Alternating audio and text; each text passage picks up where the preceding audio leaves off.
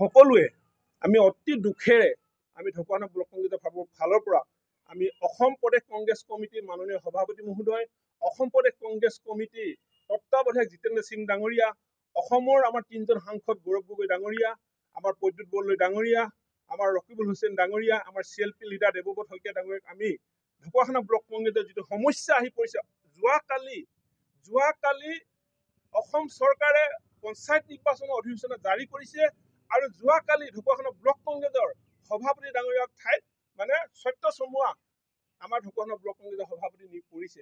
গতিকে আজি এইসকল ব্লক কংগ্ৰেছৰ বিষয়ববীয়া, মণ্ডল কংগ্ৰেছৰ বিষয়ববীয়া, মণ্ডল কংগ্ৰেছৰ সভাপতি আমি সকলোৱে গভীৰ উদ্বেগ প্ৰকাশ কৰিছো।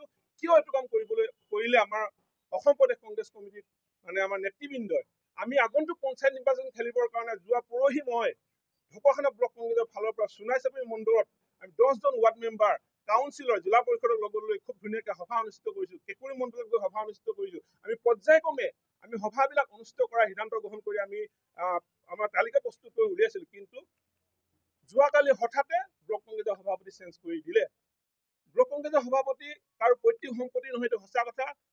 আহিব যাব, সভাপতি আহিব যাব, কিন্তু চিষ্টেমটো অন্ততঃ দুখ লগা এটা চিষ্টেম হৈছে। তাৰ কাৰণে আমি ঢকুৱাখানা ব্লক কংগ্ৰেছ কমিটিৰ তৰফৰ পৰা আমি প্ৰথমে অসমবাসী তথা ঢকুৱাখানা ব্লক কংগ্ৰেছৰ আমাৰ 13খন মণ্ডলৰ সকলো কংগ্ৰেছ কৰ্মীক আমি কাটৰ অনুৰোধ কৰিছো, আমাক ভুল নুবুজিব। আমি পঞ্চায়ত নিৰ্বাচনৰ কাৰণে আমি সকলো আমি বিৰত থাকিম। আজি আমি এইসকল আমাৰ দায়িত্বশীল ব্যক্তিয়ে আমি আজি কংগ্ৰেছ দলৰ পৰা আমি কোনো কাৰণত আমি দল ত্যাগ নকৰো, কিন্তু আমাৰ যিবিলাক পদবীধাৰী ব্যক্তি আছে সকলোৱে আমাৰ দলৰ যিবিলাক দায় দায়িত্ব আছে সকলো দায় দায়িত্বৰ পৰা আমি আজি পদত্যাগ কৰিছো, অব্যাহতি লৈছো বুলি আমি আজি আপোনালোকৰ জৰিয়তে সংগমেতে জনাব বিচাৰিছো। মই আপোনালোকক দেখাব বিচাৰিছো এইখন যোৱা 9/1/2023 তাৰিখে নিযুক্তি পত্ৰ শ্ৰী তৰুণ চেতিয়া, ঢকুৱাখানা, লখিমপুৰ। মই অকণমান পঢ়ি দিব বিচাৰিছো।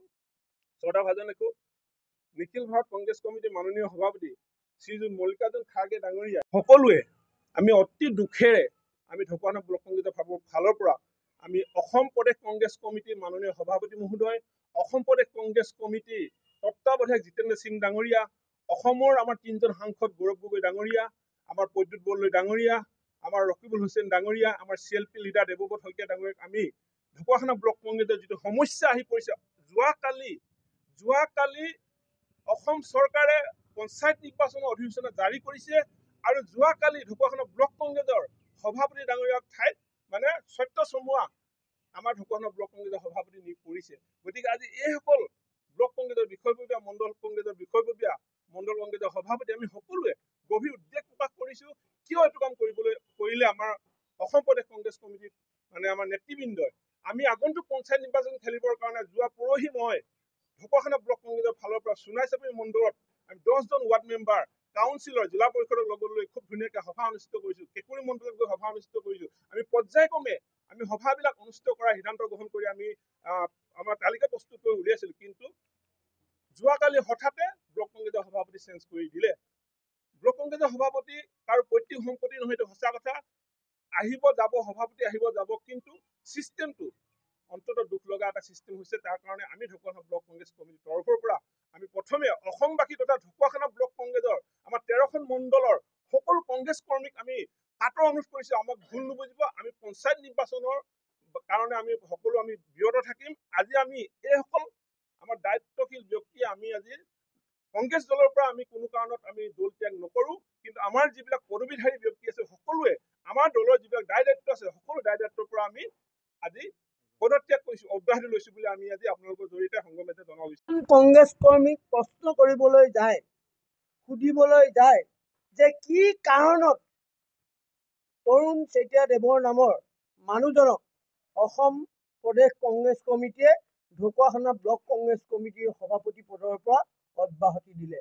তাৰ কোনো কাৰণ এজন ব্যক্তিয়েও আপোনালোকৰ আগত, ৰাইজৰ আগত, বাতৰি কাকতত, টেলিভিছনত প্ৰকাশ কৰিব নোৱাৰে। কাৰণ এই কাৰণটো এতিয়ালৈকে আমাকো জানিবলৈ দিয়া নাই। কেৱল আমাক কালি জানিবলৈ দিছে যে সভাপতি তৰুণ চেতিয়াক অব্যাহতি দিয়া হৈছে আৰু এজন ব্যক্তিক, যিজনৰ কংগ্ৰেছত কোনো অৱদান নাই, কংগ্ৰেছৰ প্ৰতি কোনো কাৰ্য কৰাৰ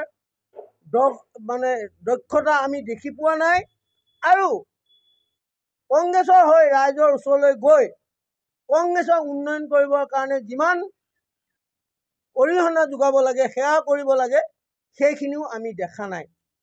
তথাপিতো তেওঁক দিয়াৰ কাৰণটো আমি বিচৰা নাই। কিন্তু আমাৰজন যিজনে নিষ্ঠা, সততা আৰু আন্তৰিকতাৰে দলৰ প্ৰতি সেৱা আগবঢ়াই আহিছিল, মই প্ৰদেশ কংগ্ৰেছৰ দায়িত্বত থকা সময়ছোৱাৰ কথা নকওঁ, তাৰ আগৰ পৰাই মই যিটো দেখিছোঁ, সঁচা অৰ্থত শ্ৰী তৰুণ চেতিয়া দেৱে সভাপতি দায়িত্ব লোৱাৰ পিছত নিজৰ সৰ্বস্ব ত্যাগ কৰি, দোকান ব্যৱসায় সকলো ত্যাগ কৰি কেৱল দলটোৰ উন্নয়নৰ কাৰণে কাম কৰি নিজক ত্যাগ কৰিছিল। সেই ত্যাগী মানুহজনক অব্যাহতি দিয়াৰ আমি বিৰোধিতা নকৰোঁ, কিন্তু কাৰণটো আমি জানিবলৈ বিচাৰোঁ। সেই জনাটো আমাৰ অধিকাৰ আছে, কাৰণ আমি কংগ্ৰেছ কৰোঁ। দায়িত্বত এতিয়ালৈকে আছোঁ। এটাই দুখ পাইছোঁ, কোনোদিন এনেকুৱা সাংবাদিকৰ আপোনালোকৰ আগত দলৰ পদবী এৰিম বুলি ভবা নাছিলোঁ। দলটোক খুব অন্তঃকৰণে ভাল পাইছিলোঁ। ভাল পোৱাৰ কাৰণে আজি অতদিন দলৰ কাৰণে সকলো মূল্যৱান সময় দি গৈছিলোঁ। দুখ লাগিছে আজি। আমি দলটো যেনে তেনে বিজেপিৰ লগত যুঁজ কৰি কিজানি আগবঢ়াব পাৰোঁ, এইটো মানসেৰে আমি আগবাঢ়ি গৈ আছিলোঁ। আমি APCC প্ৰেচিডেণ্টকো লিখিতভাৱে মই ব্যক্তিগতভাৱেও পত্ৰ প্ৰেৰণ কৰিছিলোঁ যে আমি অন্ততঃ পঞ্চায়ত ইলেকশ্যনটো পাৰ কৰোঁ, তাৰপিছত সভাপতি চেঞ্জ কৰিব, কাৰণ সভাপতি পদটো কাৰো স্থায়ী নহয়, এই আসনখন পৰিৱৰ্তন হ'বই। আৰু সুস্থ পৰিৱেশত যদি আপুনি ইলেকশ্যনৰ পাছত চেঞ্জ কৰি দিয়ে, তেতিয়া আমাৰ দলৰ মাজত কোনো বিভাজন সৃষ্টি নহয়। আমি দলটো ভাল পাওঁ কাৰণে বহুত কাতৰে প্ৰাৰ্থনা জনাইছিলোঁ, কিন্তু তেওঁ সেই প্ৰাৰ্থনা গ্ৰহণ নকৰিলে। আৰু নকৰি কালি যে আমাৰ পঞ্চায়ত ইলেকশ্যনৰ দিনটো ধাৰ্য কৰাৰ সময়তে এজন নতুন প্ৰেচিডেণ্টক দায়িত্বভাৰ দিলে।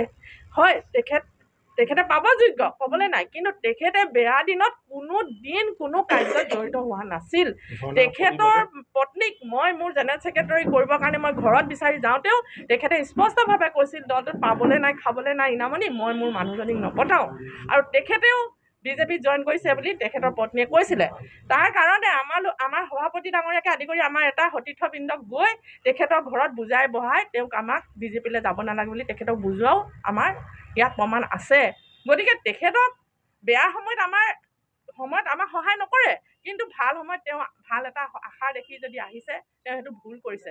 তেখেতক আহক, আমি তেওঁক বাধা দিয়া নাই, তেওঁ আগতে পাৰফৰ্মেঞ্চ দি থৈছে, আমি নাই দিয়া বুলিও নকওঁ, সঁচাটোৱে ক'ব লাগিব। কিন্তু বেয়া সময়ত তেওঁ বহি আছিলে, আহক, আমি তাতো আমাৰ একো আপত্তি নাই।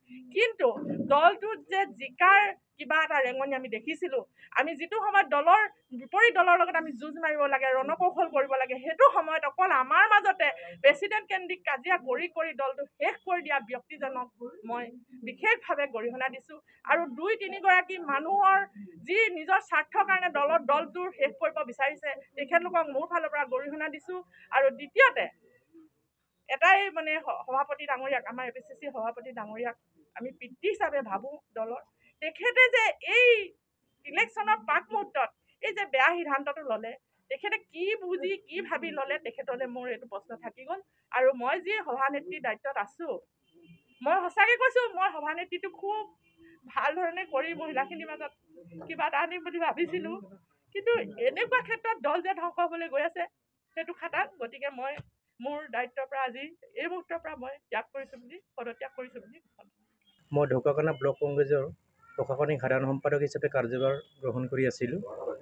কিন্তু অতি পৰিতাপৰ বিষয়, যোৱা 2 তাৰিখে যোৱাকালি পঞ্চায়ত নিৰ্বাচনৰ দিন ঘোষণা কৰাৰ পিছ মুহূৰ্ততে আমাক ব্লক কংগ্ৰেছ কমিটিখন ভাঙি দিয়াৰ কাৰণে আমি মৰ্মাহত হৈছোঁ। আমাৰ এটা নিয়ম আছে কংগ্ৰেছ দলত যে ইলেকশ্যনৰ সময়ত আমি সকলোৱে একগোট হ'ব লাগে বুলি আমাক নেতৃত্বই আমাক আহ্বান কৰে। কিন্তু এতিয়া আমি দেখিছোঁ নেতৃত্বই ইলেকশ্যনৰ সময়ত মানুহ খেদাৰ ব্যৱস্থাহে কৰিছোঁ। গতিকে আমি দুখ পাইছোঁ। আমি প্ৰতিটো মণ্ডলত গৈ ৱাৰ্ডে আমি এই মানুহসকলে আমাৰ মণ্ডলৰ সভাপতিসকলৰ সহযোগত আমি ৱাৰ্ড মেম্বাৰ খেলিবৰ কাৰণে মানুহক ভৰিত ধৰি, AP মেম্বাৰ খেলিবৰ কাৰণে ভৰিত ধৰি, জিলা পৰিষদ খেলিবৰ কাৰণে মানুহৰ লগত কথা বতৰা পাতি আমি প্ৰস্তুতি আগবঢ়াই নিছিলোঁ। আমাক এই মাজৰ পৰা আমাৰ আচলতে কংগ্ৰেছটো তেওঁলোকে ভাল হোৱাটো বিচৰা নাই কাৰণে এইটো কাম কৰিছে বুলি আমাৰ অনুভৱ হৈছে। গতিকে আমি ভূপেন বৰা ছাৰক অনুৰোধ জনাব বিচাৰিছোঁ, তেওঁ এই কথাখিনি কিমান দূৰ গম পায় নাপায় নাজানো। আমি বাৰম্বাৰ তেখেতক আমি জনাইছিলোঁ যে আমি পঞ্চায়ত নিৰ্বাচনলৈকে এই কমিটিয়ে আমি কাম কাজ কৰোঁ, যিহেতু যিসকল মানুহক এতিয়া দায়িত্ব দিছে বৰ্তমান, তেওঁলোক আচলতে আমাৰ এই সাংগঠনিক কাম কাজবিলাকত বৰকৈ জড়িত নাছিল। গতিকে আমি সেই কথা কোনেও আমি জনাইছিলোঁ। ডক্টৰ সুৰজিৎ দলে ডাঙৰীয়া 2026 চনত মানে MLA খেলিম বুলি তেওঁ আহিছে, কিন্তু বিগত লোকসভা ইলেকশ্যনত তেওঁ বিজেপিৰ হৈ কাম কৰা আমাৰ পৰিলক্ষিত হৈছিল আৰু তেওঁ কৰিও আছিল। আৰু তেওঁ এইটো কৰিছে যে বৰ্তমান মিচিং অট'নমাছ কাউন্সিলৰ পৰা মিচিং অট'নমাছ কাউন্সিলটোক চলাই গণশক্তি দলে আৰু বিজেপিৰ মানে নেতা ৰণোজ পেগুৰ নেতৃত্বত চলে। তেওঁ কিন্তু বৰ্তমান এই আমাৰ মিচিং অট'নমাছ কাউন্সিলৰ পৰা কেনেকৈ এজন কংগ্ৰেছৰ পৰা টিকেট বিচৰা মানুহজনে কেনেকৈ মানে তাত কাম